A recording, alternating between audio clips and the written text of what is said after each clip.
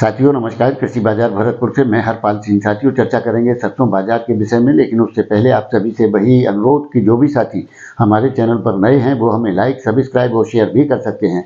साथियों सरसों के बाजार में मिला जुला असर देखने को मिल रहा है, जिसके चलते कहीं भाव स्टेबल हैं तो कहीं मामूली सी नरमी के साथ बाजारों में गिरावट का रुख देखा जा रहा है। जयपुर, दिल्ली, चरखी दादरी के अंदर भाव स्टेबल बने हुए हैं, जबकि भरतपुर, निवाई, टोंक के अंदर 25 से 50 रुपए की गिरावट सरसों के बाजार में देखने को मिल रही है। सर्वाधिक गिरावट भरतपुर मंडी, जो कल 6044 रुपए के भाव थे, घटकर के 5985 रुपए के बोले जा रहे हैं। उसी प्रकार से गोयल कोटा के भावों में जो कल 50 रुपए के सुधार के साथ 6250 रुपए भाव थे, 50 रुपए की नरमी के साथ भाव 7200 रुपए के बोले गए हैं। महेश एडिबल 6850 रुपए पर स्टेबल है। बीपी और शारदा के भाव 50-50 रुपए की गिरावट के साथ भाव 6550 रुपए के बोले जा रहे हैं।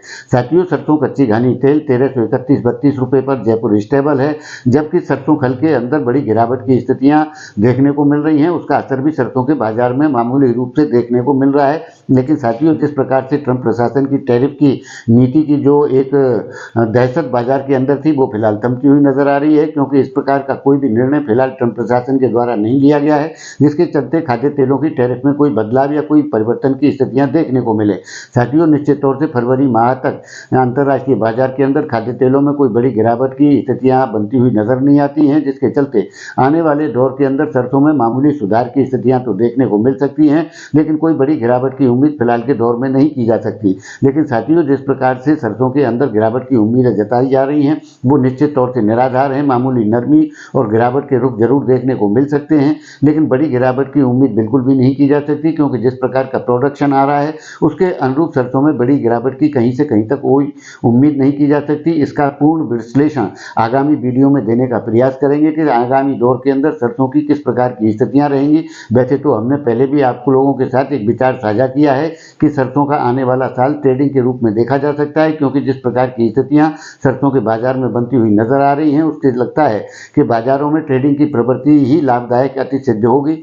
साथियों जैसे तो अभी कोई बड़ी तेजी की भी उम्मीद कहीं से कहीं तक बनती हुई नजर नहीं आती है, लेकिन अंतर्राष्ट्रीय बाजारों में जो ट्रंप की दहशत थी वो फिलहाल थमती हुई नजर आ रही है। फरवरी माह तक कोई भी बड़ा निर्णय टैरिफ के बारे में न लिए जाने के कारण खाद्य तेलों में बड़ी गिरावट की उम्मीद फिलहाल थमती हुई नजर आती है, और एक दायरे में ही बाजार घूमता हुआ बनता हुआ प्रतीत होता है, क्योंकि साथियों जिस प्रकार की स्थितियां बनती हुई नजर आ रही हैं उसमें सरसों में कोई बड़ी गिरावट नहीं है, लेकिन कोई बड़ी तेजी की भी उम्मीद फिलहाल के दौर में नहीं की जा सकती। भाव एक सीमित दायरे में ही बने रहने की भरपूर संभावना है।